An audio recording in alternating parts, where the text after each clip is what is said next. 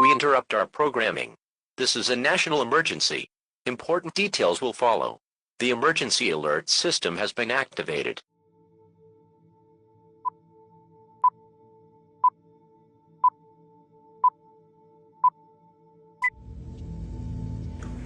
Ladies and gentlemen, the very word secrecy is repugnant in a free and open society. We decided long ago that the dangers of excessive and unwarranted concealment of pertinent facts far outweighed the dangers which are cited to justify it. But I am asking your help in the tremendous task of informing and alerting the American people, for I have complete confidence in the response and dedication of our citizens whenever they are fully informed. Many rivers and the air in many cities remain badly polluted, and our citizens suffer from breathing that air. We lived with conditions like these for many, many years, but much that we once accepted as inevitable, we now find absolutely intolerable. Each of us all across this great land has a stake in maintaining and improving environmental quality, clean air and clean water, the wise use of our land, the protection of wildlife and natural beauty, parks for all to enjoy. These are part of the birthright of every American. To guarantee that birthright, we must act, and act decisively. It is literally now or never. Our program will emphasize conservation. The amount of energy being wasted, which could be saved, is greater than the total energy that we are importing from foreign countries. We will also stress development of our rich coal reserves in an environmentally sound way. Now, it seems to me that if we would concentrate on resolving the problems of the automobile, the combustion engine, the pollution factor, and we've gone a long way in that. I think of myself as an environmentalist. I don't want to see all this beauty around us wiped out or destroyed. We all know that human activities are changing the atmosphere in unexpected and in unprecedented ways.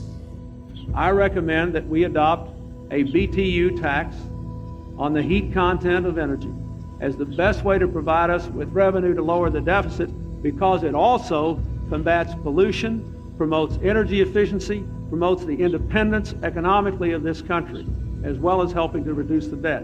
And it is environmentally responsible. It will help us in the future as well as in the present with the deficit. The United States is committed to strengthening our energy security and confronting global climate change.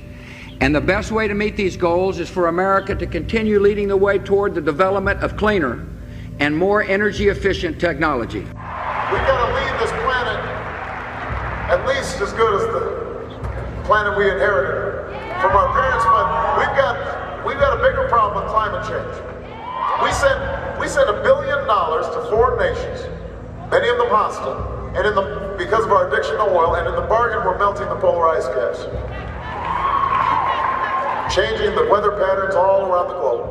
The science is clear that man-made emissions of air pollution and global warming gases are changing global warming our is still an issue that the scientists are still debating, and you know it and I know it. The debate on the causes of climate change are far from settled. Well, the climate's always changing. That's not the fundamental question. The fundamental question is whether man-made activity is what's contributing most to. I think CO2 is a problem, and therefore I don't think it needs to be regulated. We all breathe CO2, climate changes, but there's no evidence at all that it's man-made CO2 that causes the climate to change. The idea of human-induced global climate change is one of the greatest hoaxes perpetrated out of the scientific community. It is a hoax.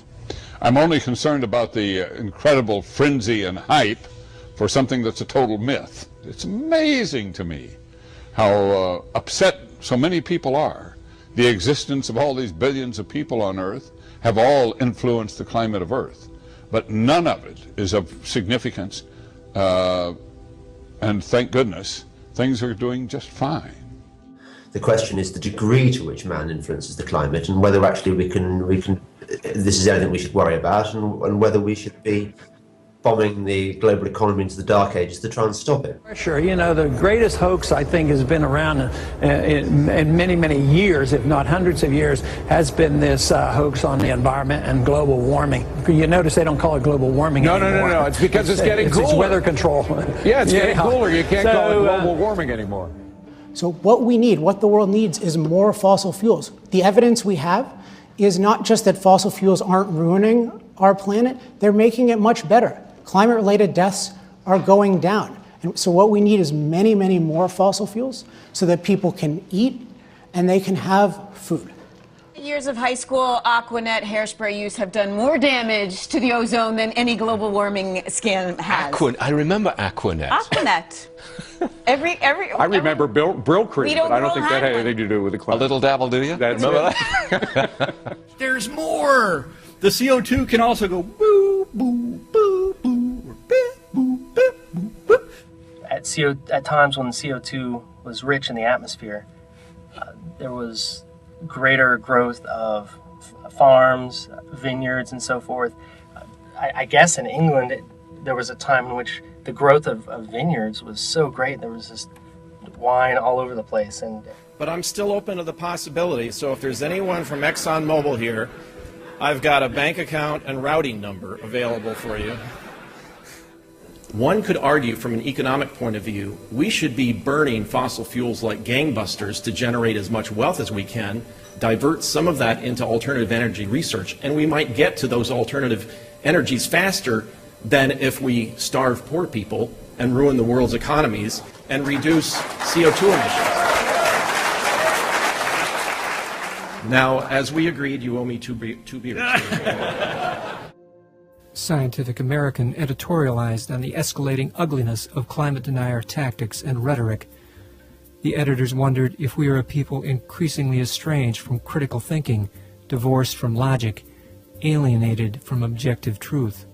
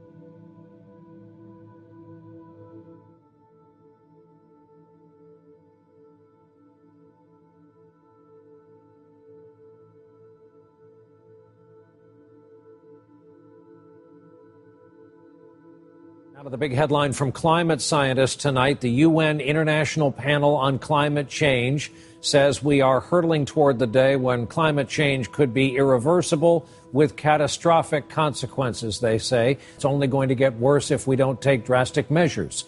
We've seen an increasing number of regions over the decades starting to lose ice, but this is the first time we've seen it almost globally. Most ominously, the report says we are in real danger of exceeding our carbon limit of 1 trillion tons. Scientists say that would warm the Earth more than 3.5 degrees Fahrenheit, making the impacts of climate change much more dangerous. And that's the worry. Many of the world's cities are in the crosshairs. Most of the people around the world live in coastal areas. It's where most of your major cities are because that's where ports are.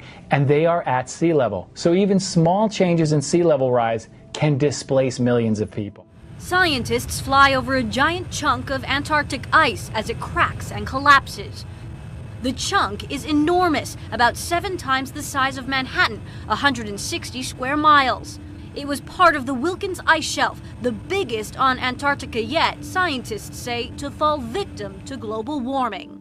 Watching Wilkins ice shelf disappear at the moment, we learn a lot more about how ice responds to climate change. The ice is just a small fraction of the Antarctic ice sheet, but it broke off well before scientists predicted, a sign, they say, that climate change might be happening faster than expected. One expert told us last year, but I think what we do know is that ice is probably our best sensor of these large-scale changes taking place. And in many ways, I think we're in uncharted territory. Ice plays a vital role in cooling the Earth's temperature and regulating sea levels. As it's lost, the planet gets warmer, sea levels rise, and more ice is threatened. A vicious environmental circle. Our glaciologists now who are getting very worried, but they haven't really come out and said what they think. Take a good look at it, because it won't be there for long.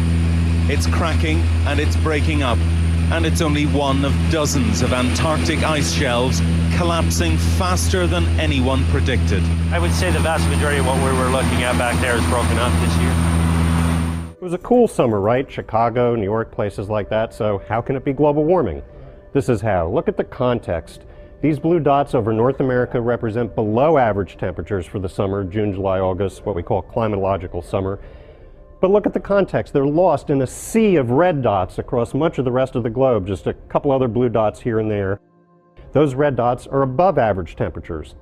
What that translates to in terms of a ranking for this summer and for August, globally, second warmest on record, period of record going back a little more than a century. June through August, globally, the third warmest on record. The oceans, which had cooled for a couple years, now recovered with a vengeance. August, the warmest on record. June through August, also the warmest on record.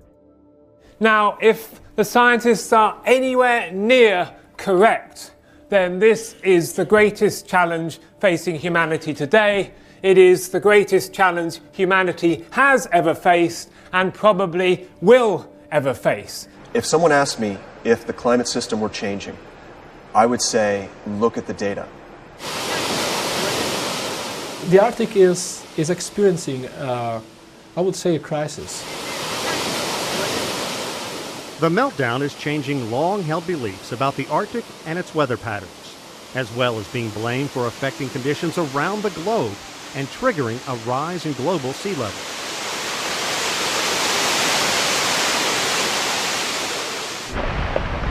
From all these collective studies of the whole Arctic region, you can see that it's warming much faster than the rest of the planet. In 2012, we had a new record set in terms of melting over the Greenland ice sheet. But here, amid this snow and ice, it's hard to believe that the ice sheet is melting as fast as scientists say. But it is. Scientists say we are watching the polar regions melt right before our eyes. So you can tell there's a stream here, and then there's a bunch of flow coming down on this right side. Interpreting the info that comes from satellites called the Gravity, Recovery, and Climate Experiment. In science circles, it's called GRACE. GRACE can detect the most subtle, minute changes in land ice, down to the width of a human hair.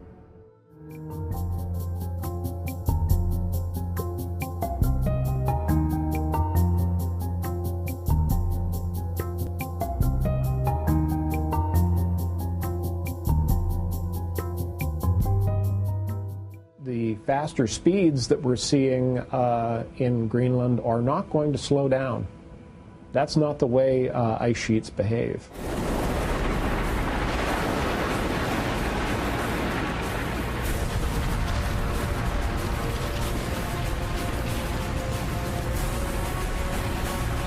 That iceberg is a kilometre across.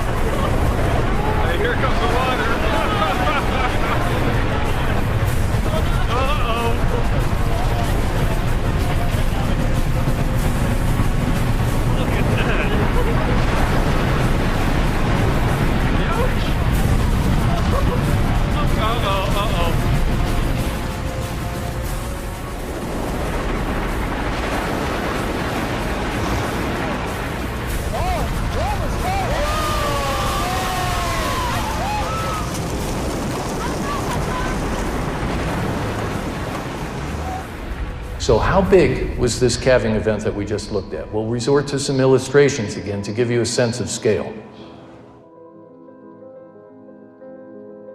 It's as if the entire lower tip of Manhattan broke off, except that the thickness, the height of it, is equivalent to buildings that are 2.5 or 3 times higher than they are.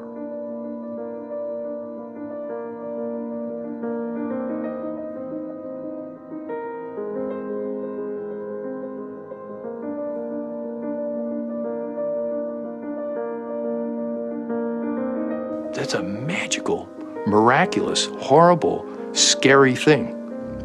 I don't know that anybody's really seen the miracle and horror of that. It took 100 years for it to retreat 8 miles from 1900 to 2000. From 2000 to 2010, it retreated 9 miles. So in 10 years, it retreated more than it had in the previous 100. First of all, we're going to look at the runaway behavior that is actually happening to the Arctic system, going almost exponential. We saw the rate of change of ice area accelerating. We saw the change in ice mass or thickness also accelerating and moving towards zero over the next 2 or 3 years. And taken all together, we have the unmistakable footprint of a system in what we call self-amplification or runaway behavior. You may remember that in 2007 there was a big study that came out from this group called the Intergovernmental Panel on Climate Change. And they looked at computer models of how rapidly Arctic ice would go away. And as of early 2007, this is what they were telling us, that we would see gradual drop in Arctic ice minimum going down to where we'd probably still have a fair amount of ice left in the year 2100. Worst case, maybe by 2070 we would see open water in the Arctic in the summertime. That very same year, we saw in the actual observations a huge drop in the Arctic ice, and that drop has continued so that in 2012 this is now where we are. So we're something like 50 years ahead of the worst case scenarios that scientists were giving us just 5 or 6 years ago with Arctic ice. I'm actually in agreement with many climate change deniers in that the IPCC is wrong. But I think they're actually wrong because they're too conservative. And they haven't really been telling the story of what really could happen. Can you summarize the effect of an ice-free Arctic on the world? Yes, the effect of an ice-free Arctic on the world is a very large one because it goes way beyond the Arctic itself. Because once the sea ice has disappeared, firstly, that produces a decrease in the global albedo, the amount of radiation reflected by the Earth, and has a knock-on effect in the sense that the warmer air masses in the Arctic in summer cause a retreat of the snow line, and the snow line decrease has just as big an effect on the albedo as the sea ice decrease has. So there's global albedo change, which affects the temperature of the entire planet. It warms it all up. And then there's the fact that as the sea ice retreats, it allows the water masses around the shelves of the Arctic to warm up, and that warms up the seabed and releases more methane from the subsea permafrost, which is melting away. And that methane itself is a very, very powerful greenhouse gas. So we're having a methane kick coming in from the retreat of the sea ice, which again is a global effect rather than simply an Arctic effect. I mean, the IPCC is it's not a whole load of people agreeing, it's a load of people saying, oh, it's this, it's this, it's this. It's just that nearly everybody thinks that we are warming the planet. They disagree about how fast it'll happen. They disagree about whether negative or positive feedbacks are going to be more important. This is one of the more conservative scientific bodies on the planet. They work by consensus, and after the scientists reach consensus, they then vet their report through the political process. So politicians have to sign off on the IPCC's assessment before it's released, and they conclude that we've reached runaway in the absence of geoengineering. And this is not in the model. The models don't show this happening. This is happening.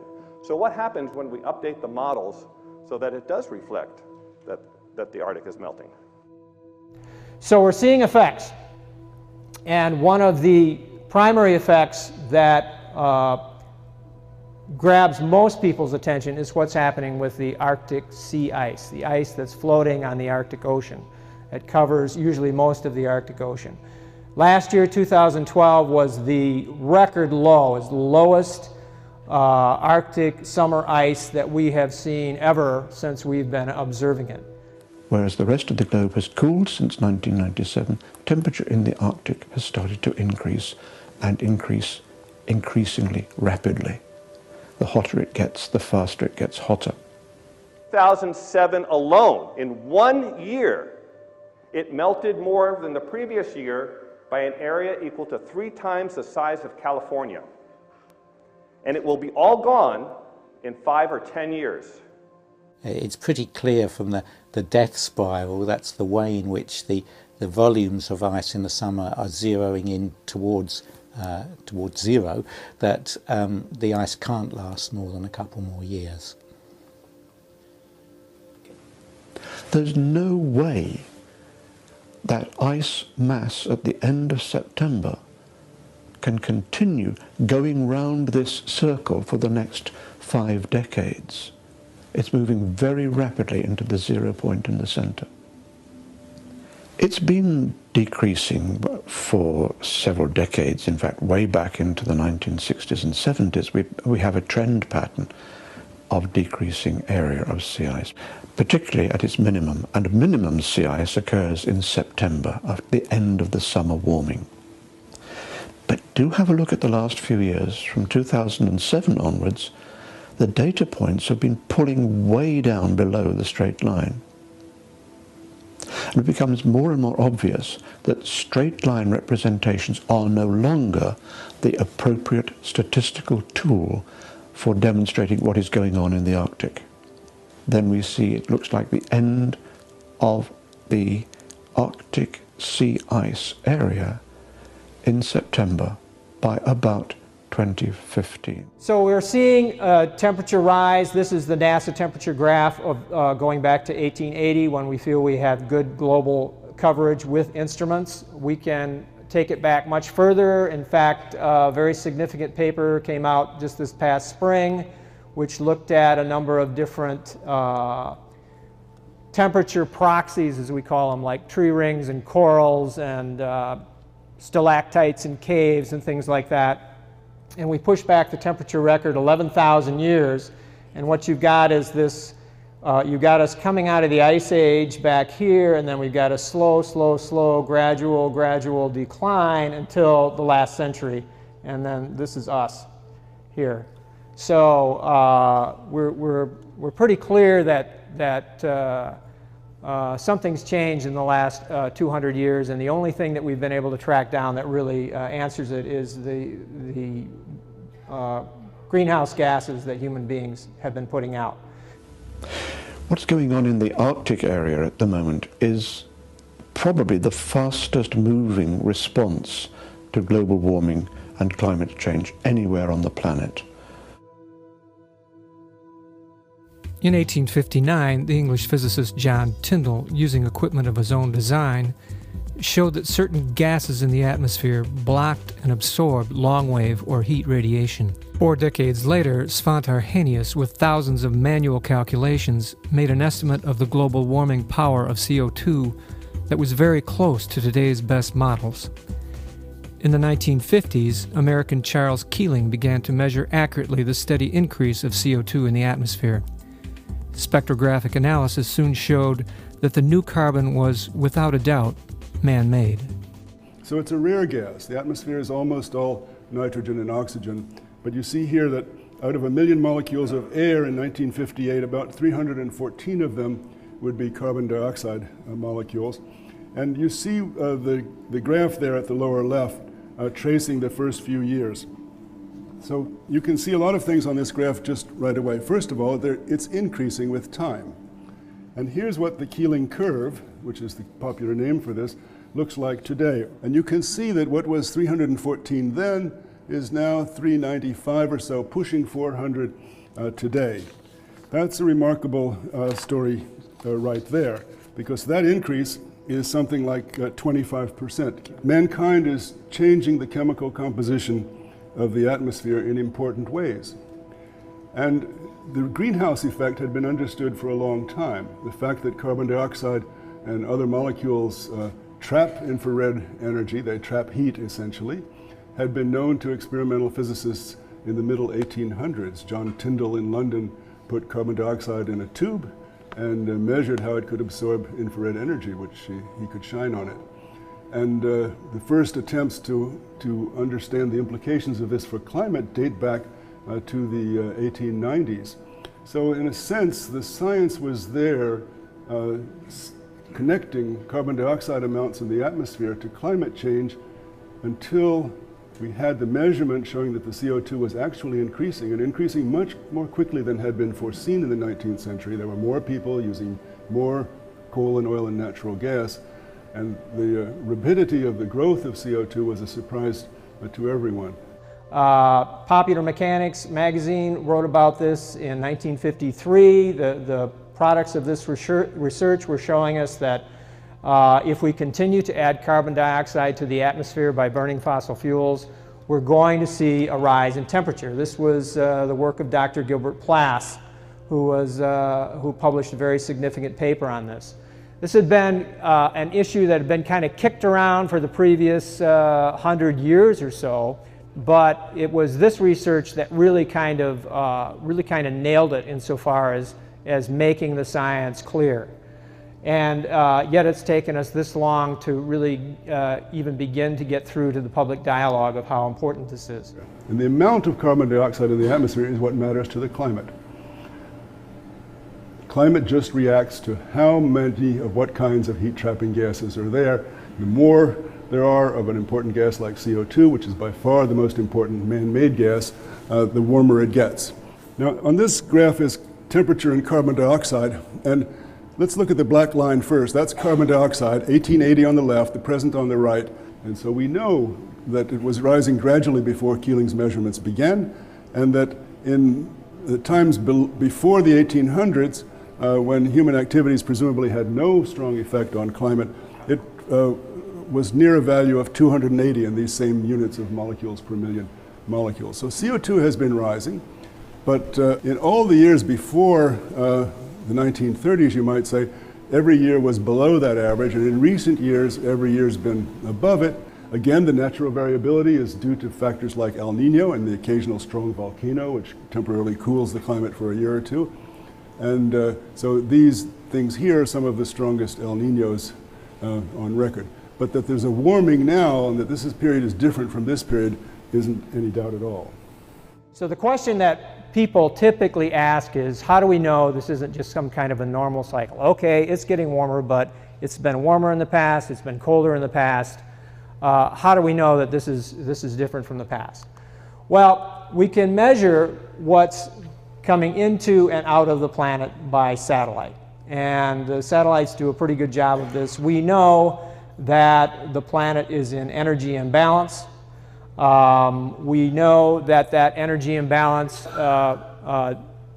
is completely consistent with the predictions that have been made about greenhouse gases. And we know that that's quite a big energy imbalance. It's not small. In fact, it's equal to about 400,000 Hiroshima nuclear bombs exploding every day. That's about 4 or 5 every second or so. That's how much energy is being trapped primarily in the oceans, because the ocean is the biggest heat sink by far. So natural sources are in balance between emission and absorption. The oceans are actually net absorbers, but human beings, it's one-way traffic. So it's only us that can be causing the increase. Everything else, even volcanoes, is balanced by uptake. So it's only us that can be causing the increase. From here you are in the early 1900s till today. Blue is cooler than average and yellow and orange are warmer than average. And you can see here it's still some blue areas and so on, but starting in the 1970s, you start to see the yellow and orange colors predominating. And by the time this ends, at 2010 or so, you can see what the world looks like today in this picture. There's warming everywhere. There's more warming over the continents than over the oceans. There's more warming in the north than in the south. And there's the strongest warming in the Arctic. This is a Mercator projection, so it exaggerates the area of the Arctic, but the warming is strongest in high northern latitudes. And that's because of a number of feedbacks that we think we understand, of which the most important is that when warming occurs in the far north, the ice and snow melt, as we've seen, and the ice and snow having melted reveal darker water and darker land that was under them, which reflect less sunlight and therefore absorb more sunlight. So the chain of events is carbon dioxide causes the warming melts snow and ice, the melted snow and ice make the surface darker, the darker surface absorbs more sunlight, and that adds to the warming. The human trigger is now almost irrelevant. The feedbacks have taken over. The mirror that's at the top of the world is going to be gone. It won't be gone in the wintertime, but the sun's not shining on it in the wintertime, so it matters in the summertime. One of the key effects that this has is that when all of these northern areas are covered with white reflective snow and ice, it bounces most of the solar energy off, bounces it back off into space. But when we are seeing more and more open water, dark soil, and dark surfaces, then the solar energy tends to get absorbed. So instead of reflecting 90% of all the energy, you're absorbing 90% of all the energy. So this is what scientists call a positive feedback. And they don't mean that it's good. It's not a positive thing for us, because it's more like a vicious cycle. More heat equals less ice, and less ice equals more heat, and it just sort of continues on a spiral. And that's what we're seeing in the Arctic, and that's why the Arctic is warming at about twice the rate of the rest of the planet. And that means that sun's energy is being absorbed into the tundra, the frozen areas of the northern continental masses, and into the open ocean where the ice was, so that the whole system is now accelerating and accelerating and accelerating. And the hotter it gets, the faster it gets hotter. The faster it gets hotter, the more water vapor. The more water vapor, the faster it gets hotter. The faster it gets hotter, the less ice. The less ice, the less reflection. So the faster it gets hotter. You begin to get the idea? It has to be a downward curving, what we call exponential decay. And if you project that line forward, as is done in this particular setting of the equations and understanding of Arctic ice mass loss, then once again it shows zero ice floating on the Arctic Ocean by the end of summer 2015, which confirms precisely my own work on the decay of Arctic ice area to the same date. Now, mind you, at the same time, the thickness of the ice has also been diminishing. The ice in the Arctic now is thinner than it used to be, thus more vulnerable to melting. And just to give you an example of what's happening just in this past season, this is from March and April of 2013, looking at this area above Alaska. You had a cyclone going on up in this area that was moving, causing some torque on this ice, and the ice just started to fracture and break up in a manner that was very, very unusual. I talked to scientists at the National Snow and Ice Data Center, and they said, what you're seeing here is happening because this ice would have been maybe 20 feet thick 30 years ago. Now it's only 3 feet thick. And so it's getting pushed around and broken up. And much of this did, in fact, refreeze, but it refroze in a manner that was much thinner, much more fragile, and it is now being pushed around and deformed much more easily and melted much more quickly than it would have been 50 years ago. When people think about climate change, they think in 2100. 2100, we might have 2 feet of more sea level. Gee, well, I can kind of deal with that. We're talking about 2010, 2020, it's going to be really serious impacts. If any of these things happen, which could happen any time, it's like playing Russian roulette with kind of a few bullets in the chamber. As the temperature starts to increase more quickly, then other feedbacks are also brought into play, and more powerfully than they had been previously. The sixth consequence concerns what's happening to the Greenland ice cap. Now, it sits there as a 1.5 mile thick layer of ice across a large piece of landmass. Once upon a time, 15,000 years ago, we had great ice sheets covering our most populous zones in the Western Hemisphere. Those ice sheets retreated very rapidly when the climate and the oceans switched. And what we're getting here now is a rate of retreat that I believe is unprecedented in terms of the last 10,000 years. Earlier this month, the surface of the ice sheet covering Greenland melted more widely than has been seen in 33 years of satellite imagery. We got some reports that there was melt going on all around Greenland, literally like so much water running off that it was washing out bridges and things, that there were runways that were on the snow that were having problems. You just had to be here this time last year to watch this bridge completely wash out. The discharge of the river at that point was basically 200 times that of the Thames. The effect is small so far, but Greenland's mass loss has doubled over the last decade. And if that pattern of doubling continues over coming decades, then we're going to have to rewrite some of the predictions that we've made about how rapidly this is going to happen.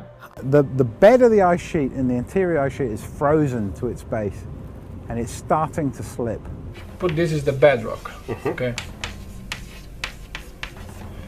And this is your ice, and this is your water, so that we know. And then this water suddenly and violently drains through this channel, which is called Milne. Then suddenly you have a change into direction, but it goes very fast. We're focusing on this little lake over here. You can see these meltwater lakes popping up across the surface of the ice sheet as the weather gets warmer and warmer. So what you'll see here is this meanders along until it goes down into the ice right there. And as it goes down, it's delivering all that heat down into the deep levels of the ice. So now the heat goes down here, and just like a stick of the butter, the ice sheet begins to get soft. It begins to move faster, and that water goes down to the bottom, and because it's an incompressible fluid, it will support even a kilometer of ice. It will lubricate even a huge volume of ice and make it move faster over that rocky surface. So that accelerates the process as well. The water across the surface of this ice sheet is rampant, and it's causing untold damage to the base of the ice sheet. And it's doing that in deep interior regions that never before, not least in the last 10,000 years, have been susceptible to that warming, that water input. That water draining down into the ice is relatively warm. The average temperature of the ice sheet at depth is several degrees below the freezing point, whereas the water that's draining in is right at the freezing point. So this is relatively warm water that drains in, and it heats the ice sheet internally. Warmer ice deforms more easily than cold ice. So an increase in meltwater draining into the ice sheet has a softening effect, especially when the amount of meltwater is increasing. You know, Greenland is 23 feet of sea level, 7.3 meters, if it all melts. And the history is very clear. When it was warm, there's no ice on Greenland. When it's cold, there's lots of ice on Greenland. And so it's very clear Greenland is very tightly tied to temperature. And if it gets too hot, it goes away. And too hot is not very many degrees above where we are now. And this is the Ilulissat Glacier. This is the calving front of Ilulissat Glacier that we flew along on the first day. This is the fastest moving ice stream in the world. It's 400 feet high. The water is coming down under the ice and squirting out down here below the water line like a jacuzzi. And it's creating circulation down here, and it's drawing warm ocean water in underneath the water line here, and it makes it accelerate the calving off of the giant glaciers. And this whole bay here is just full of gigantic glaciers. As that movement accelerates, the ice upstream begins to crack and deform like this. And you can see as it cracks, that water begins to collect in those cracks. And that water begins to absorb more heat. And because water is heavier than ice, it actually begins to hydrofracture its way down into the ice sheet, accelerating the movement even further. So what you're seeing is that at every stage, there is a different kind of a process that not only feeds on itself, but feeds into all the other processes in the cycle. On the ice sheet, if you want to know what's happening, you need to just follow the water and see what it's telling you. And this is the story that it's telling us. And this is why scientists are starting to feel that Greenland and ice sheets across the planet have the capacity to move much faster than what they have during human experience.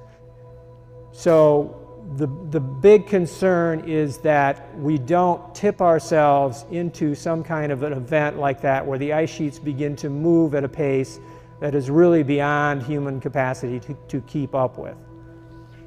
As we move to acceleratingly increasing temperature change, as the waters all around Greenland are no longer covered with floating ice, and as the temperature of those waters around begins to increase, so of course the air over Greenland is hotter, the waters around it are hotter.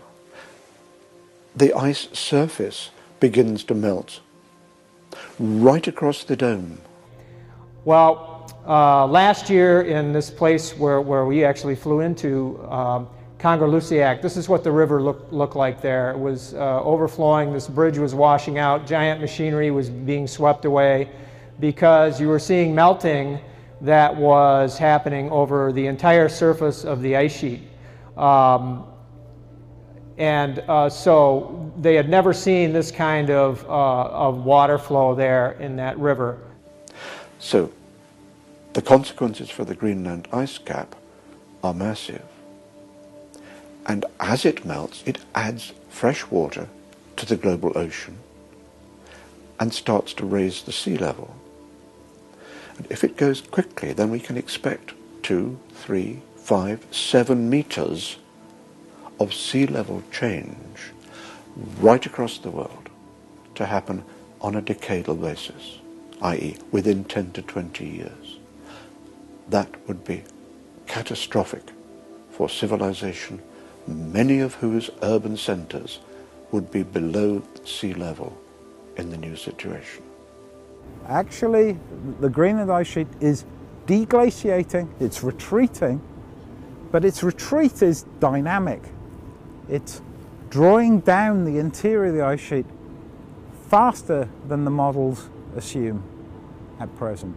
And hence the ice sheet in its interior is accelerating, and the melt at the margin is enhanced. And I think that means that this ice sheet is actively deglaciating. And that's a pretty serious problem for sea level rise. Let's move on now to the fourth consequence, and that is the impact on the tundra. Those land masses that border onto the Arctic Ocean now have a warmer, open sea coast, and the warmer air and the warmer temperatures are being fed back over the land mass. And of course what that does is increase the rate of melting of the tundra permafrost. And we get this depth of permafrost melt, or which we call the karst, increases year on year. That also has consequences. For instance, there's a lot of biological material in the deep freeze of the tundra, and as that thaws out, it begins to decay. The microbes have a field day, and out comes more carbon dioxide and more methane from the rotting vegetation. So methane is being released into the atmosphere, not only from the ocean floor, but also, as I said, from the melting of the tundra. And the more methane there is in the atmosphere, as this next slide shows, the greater the greenhouse effect. And methane is a very powerful greenhouse gas. When the permafrost thaws, the organic matter in the permafrost thaws as well and begins to decay. The microorganisms start to eat it. If there's no oxygen, the microorganisms make methane. If there's oxygen, the microorganisms make carbon dioxide. Permafrost. Right here. Frozen dirt. We found, as far as the organic matter coming out of this hill slope, is that it's much more bioavailable, meaning it's yummier for the microbes that are decomposing it than carbon or organic matter near the surface today. So that has climate implications, because that means that this organic matter is processed quicker. It's returned to the atmosphere as carbon dioxide and methane, and can feed back on climate that way. Sites like this, where the permafrost is releasing organic matter, act as accelerators. They speed up the process of human-caused climate change. So it's a large amplification of what we're doing. It feeds back onto our impacts. It's important to realize that the scale and rate of change that we're talking about now is several degrees, 2 to 5 degrees in just 100 years. So this is much faster than has happened in the last 50 million years. We're talking about unprecedented climate change and a very rapid, abrupt response from this ecosystem. There have been changes in the Arctic, in the permafrost, in terms of the temperature over time, not only in the shallow layers near the surface, but at 10, 20, and 50 meter depths, you're seeing changes that are even more rapid. That indicates that not only is there heating near the surface, but that this heat is being transported to depth very efficiently. The permafrost stores methane, as Richard was talking about. It's currently melting. It's warmer up there. It's like 5 degrees warmer up in the Arctic than it is. The average temperature of the world is only up a degree, but up in the Arctic it's up 5 degrees. And it's releasing 50 million tons per year, which is a billion tons of CO2, and it's obviously rising. If it all went, we'd basically all be dead. I mean, and it's happening now. And the problem here is it's accelerating. Once it starts generating, through this process or any of the other ones I talk about, once those processes generate more CO2 than we do, it won't matter if we stop completely. It's going to keep going. These are positive feedback loops. And by the way, it's not in the models.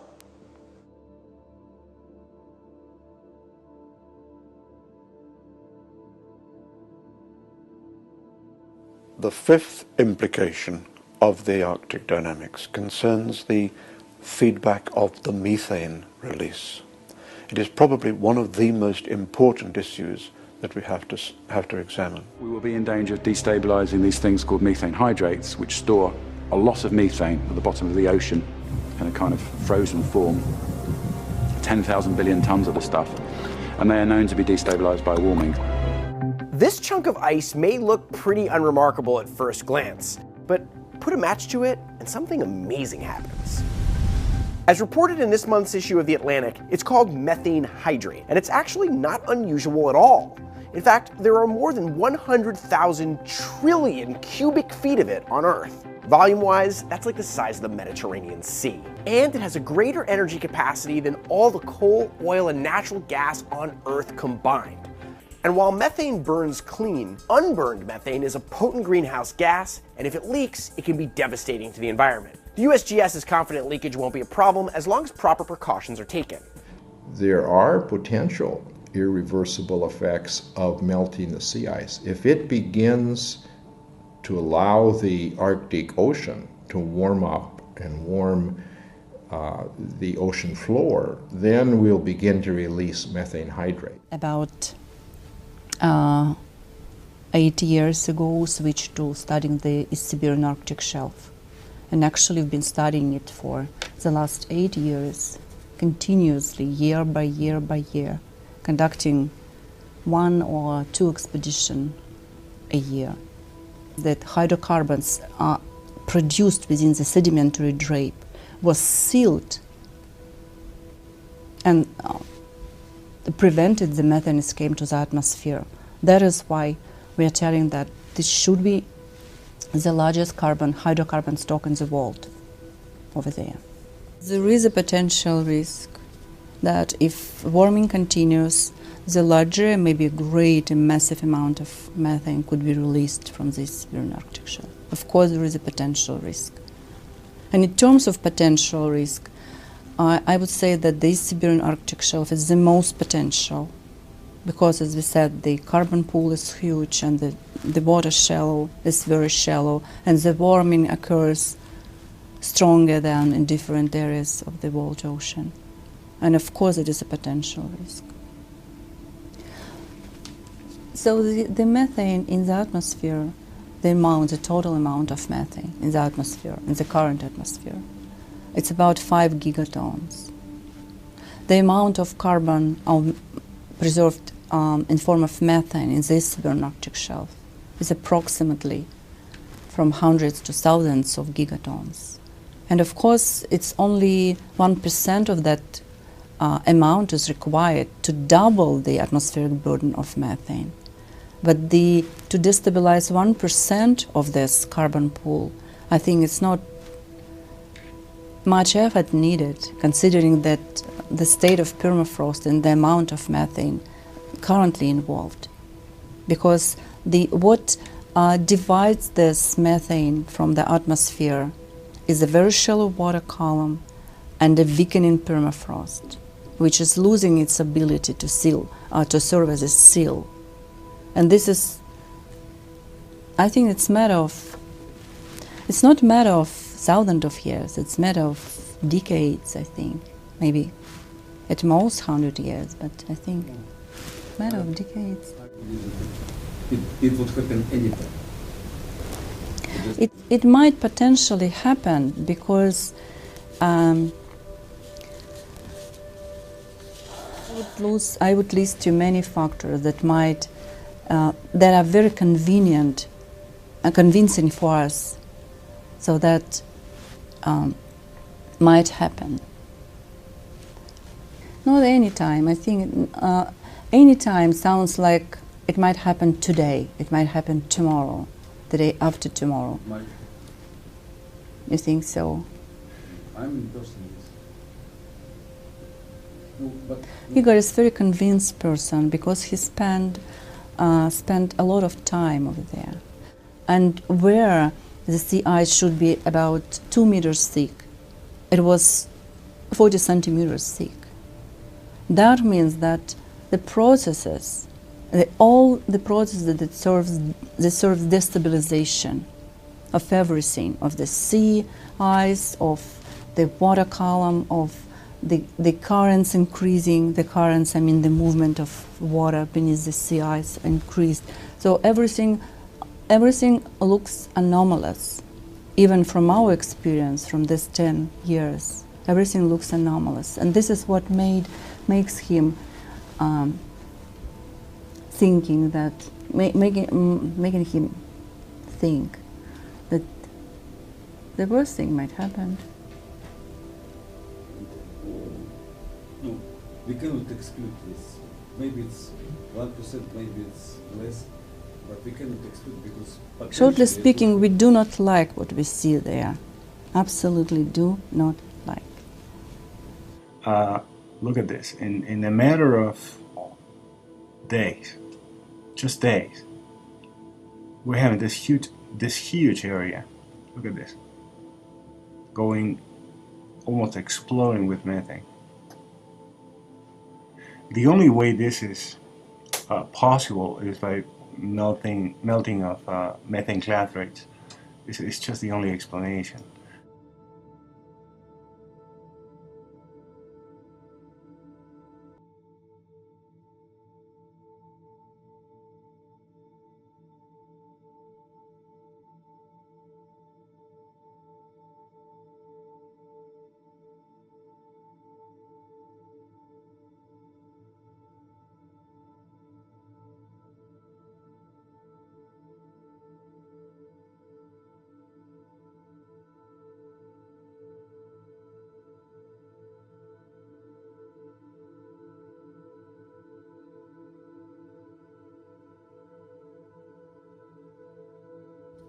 Hi, how long do you think we have before it becomes socially and otherwise unacceptable to emit carbon? And I mean, how radically do you think we have to act consensually? Right, well, I mean, I think it's, the more we act, the better things will be for future generations. I mean, there's all sorts of estimates, and basically, if we do a huge amount within the next 10 years, we will still face quite an uncomfortable future. The less we do, the worse it will get.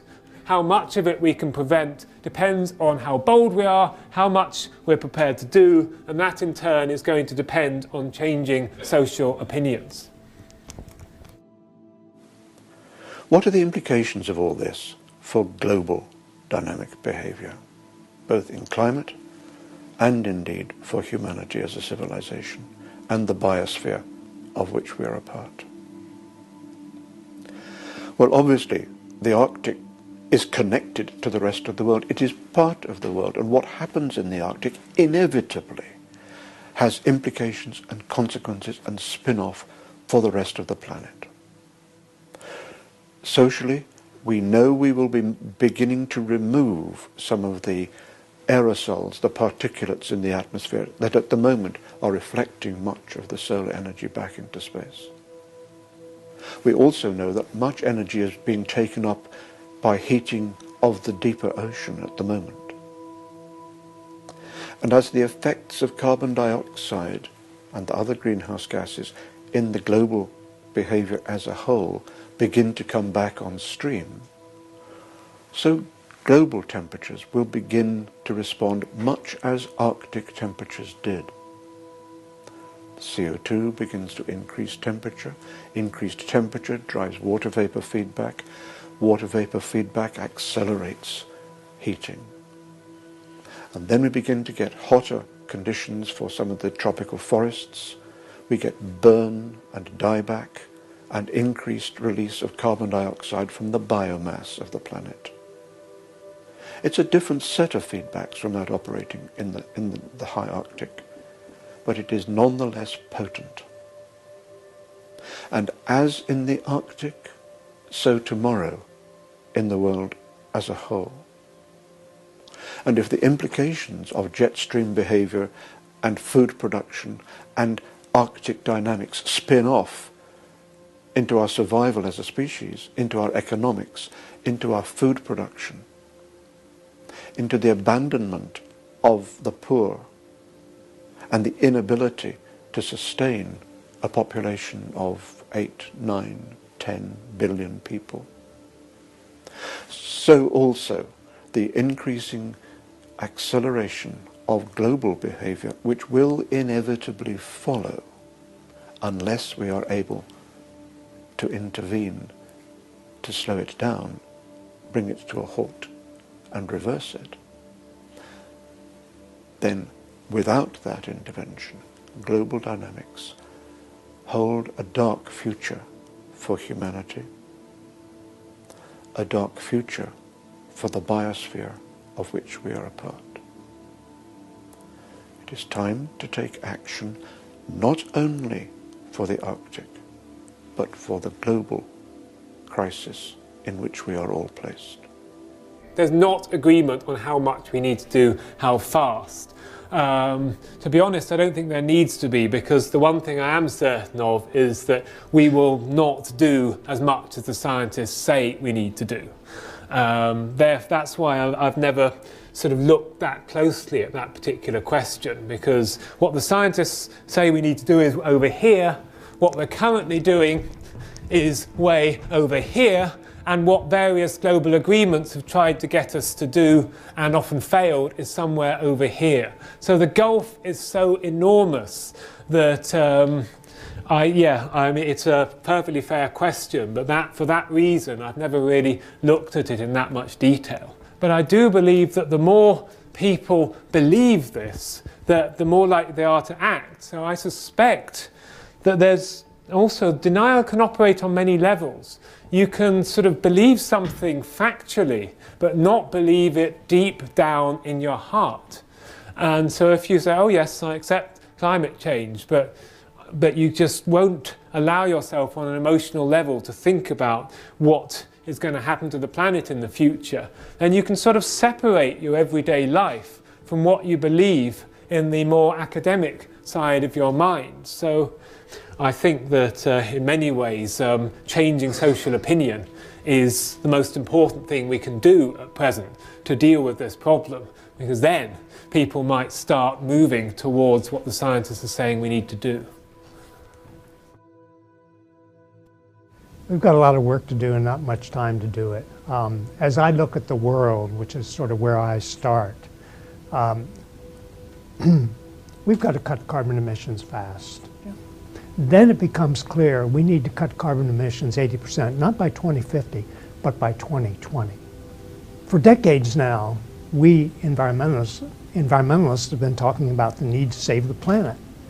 But as I think about it, the planet's going to be around for a long time to come. What we need to save now is civilization itself. This is what's at stake. Coming up here today, I have no hidden agenda. I am fighting for my future. I am here to speak for all generations to come. I am here to speak on behalf of the starving children around the world whose cries go unheard. I am here to speak for the countless animals dying across this planet because they have nowhere left to go. And now we hear of animals and plants going extinct every day, vanishing forever. All this is happening before our eyes, and yet we act as if we have all the time we want and all the solutions. You don't know how to fix the holes in our ozone layer. You don't know how to bring the salmon back up a dead stream. You don't know how to bring back an animal now extinct. And you can't bring back the forest that once grew where there is now a desert. If you don't know how to fix it, please stop breaking it. I'm only a child, yet I know we are all in this together, and should act as one single world towards one single goal. If a child on the streets who has nothing is willing to share, why are we who have everything still so greedy? I am only a child, yet I know if all the money spent on war was spent on finding environmental answers, ending poverty, and finding treaties, what a wonderful place this earth would be. At school, even in kindergarten, you teach us how to behave in the world. You teach us not to fight with others, to work things out, to respect others, to clean up our mess, not to hurt other creatures, to share, not be greedy. Then why do you go out and do the things you tell us not to do? You are deciding what kind of a world we are growing up in. Parents should be able to comfort their children by saying, everything's going to be all right. It's not the end of the world, and we're doing the best we can. But I don't think you can say that to us anymore. Are we even on your list of priorities? My dad always says, you are what you do, not what you say. Well, what you do makes me cry at night. You grown-ups say you love us, but I challenge you, please, make your actions reflect your words. Thank you.